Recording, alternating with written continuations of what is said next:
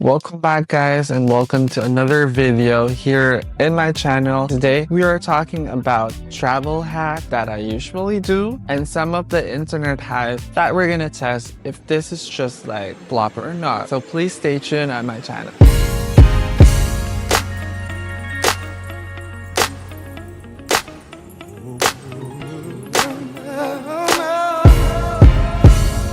So a lot of my friends are asking me because they know that I've been traveling so much. I've been to the Americas, I've been here in Europe, I've been also in Asia. I was also in the Scandinavian area. There are so many countries that I visited over the past years, and I want to share with you how I actually plan things before I fly and whenever we're already there. Some things that I want to share that help me a lot in booking flights and booking hotel, and also the extra stuff in the itinerary that you can use, and even booking sites where I mostly book the stuff that I planned before the trip. And also one thing that I want to share is some hacks that you can do to save more money if you're on a budget-friendly trip. So let's talk about traveling. Traveling can be a thrilling experience, but also can be a stressful one. From packing to budgeting and planning, there are so many things to consider. That's why I really get stressed as my partner, because my partner is also good in planning, but the thing is he's a different planner than I am. And I'm gonna tell you most of the things that I've experienced while traveling. Luckily, I don't have any bad experiences in traveling. Maybe there are like some situations that it's a little inconvenience, but we made it work. But one of the biggest points I really want to talk about from traveling is packing,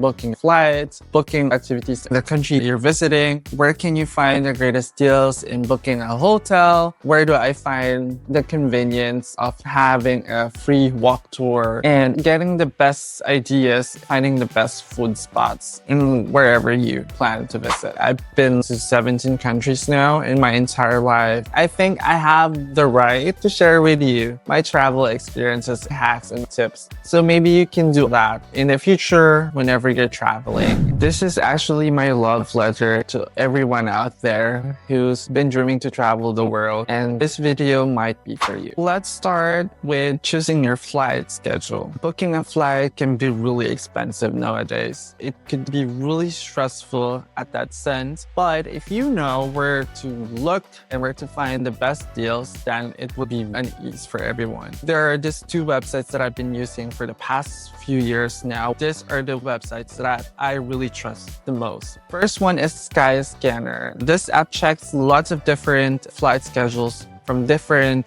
airline services and shows you different prices. You can search for the whole month and see which days are cheaper. But the thing is, Skyscanner, they're also like a third-party website. Whenever you click on your desired flight, you will be transferred to a different website. And then on that website, you'll get to know that the baggage fees or like the check-in luggages are not included in the price that was actually showed on Skyscanner. And that is sometimes stressful. That is really frustrating because you thought you were gonna pay 200 euros, and then at the other website, it's 300 euros. Most of the airlines nowadays, they do that. They don't really add luggages, and you really have to pay more as an extra for the flight. And I cannot say anything about that because maybe that's the rule, but it's frustrating sometimes. But Skyscanner is really a good website. The second one is the Tripit. This website has been like great, and I've been using this for the past 2 years now, and mainly because whenever I travel to the US, I mostly book my flights on Tripit. Why? Because sometimes this app shows cheaper flights that the Skyscanner don't show up, and it's worth checking both to compare prices. No, but most of the time in Tripit, they have American Airlines, they have British Airways, and these airlines, they include the baggage together with the flight fee. So for example, if you saw on Tripit from British Airlines that you're gonna pay 200 euros, and that includes the baggages, and it's the total. It's not like there's an additional fee for that. You don't really have to pay, but there are airlines that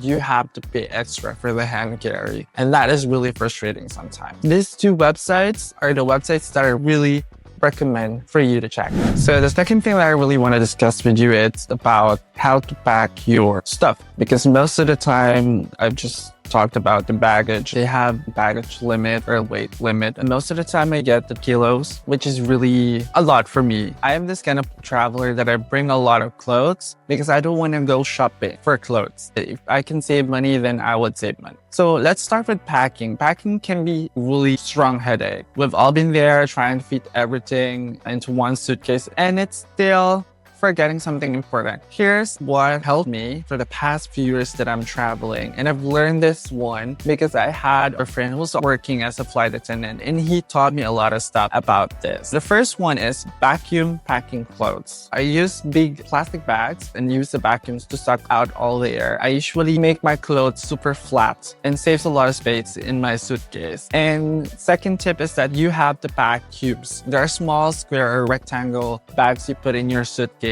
I use one for my shirts, one for my pants, one for underwears and socks. So it's not like, on top of each other, and it keeps everything neat and organized. Both of these tips are important and have saved me a lot of space and time. Also help me feel more relaxed before my flight. So the third one is booking a hotel reservation. There's only one website that I really trust because it gives me a lot of options to choose on how can I pay my reservation. Just like what I said, if there's anything that can save me money and make me feel secure about spending my money to their services, then I would choose that. Agoda is one of the options in booking not only just hotel rooms, but also like airport transfer. They also have like flight, car rentals and stuff like that.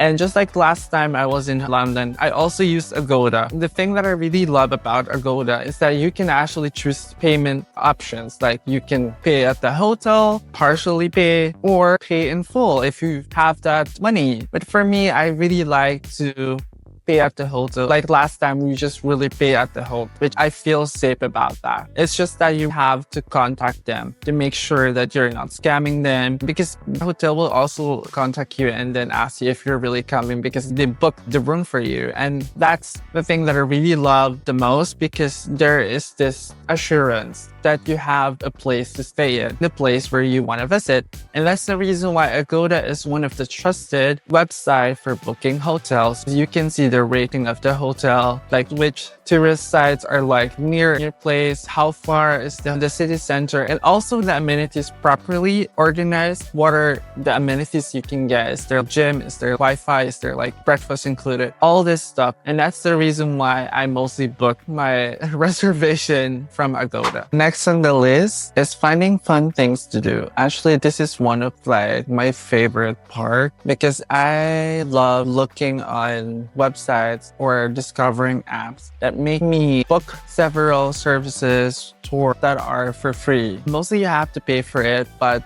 you don't really have to pay that much. That's what I meant by saying that. So the first app is Guru Walk. This is the app that I've been using for a lot of years now, because this is the app where you can find free walking tours. When I say free, it's really free. So the tourist guide is going to show you around the area where you want to visit. For example, if you want to visit London, you're just going to type in London, and then the app would show you the tours in that location with the tourist guide. So basically, it's a free walking tour. But the thing is, right after the tour, it is really respectful. Also, like a very friendly thing to do to tip your tourist guide. It's a professional job, and that's the reason why they deserve a great tip. And it depends on you.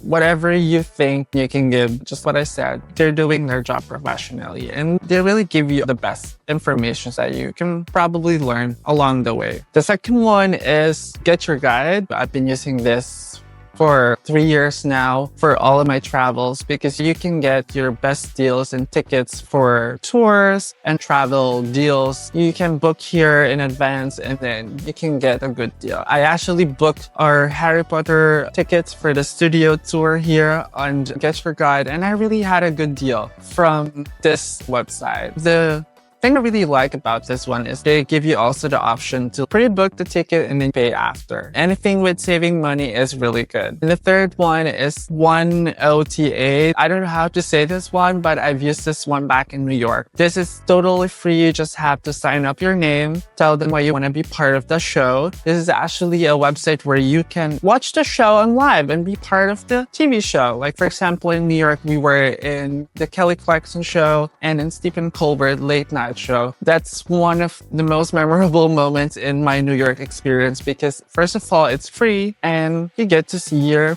favorite stars. The only thing about this is you really have to wait that long. And sometimes they don't give out the tickets for all the people who sign up. So it's a lot. You really have to check the schedules online. And yeah, not all sign-ups be approved. But it's one of the best apps that I know. And the last thing I really want to share with you, it's basically the most important application that I've been using whenever I travel, which is the Google Maps. Google Maps is more accurate, I think, than Apple Maps. Or the maps on the Apple. I don't know how to say that. But the thing is, with Google Maps, they have this live view feature. You're just gonna point your camera somewhere else and then they're gonna show you an arrow where you need to go, which is really convenient for me. As a person who really loves to travel a lot, it is important for me to know what is my location. Is there like a nearby like train station I can go to, or like bus stations, restaurants, police stations, or a hospital, if in any case there's like an emergency. And just like what I said, Google Maps has an accurate pinned locations for everything. And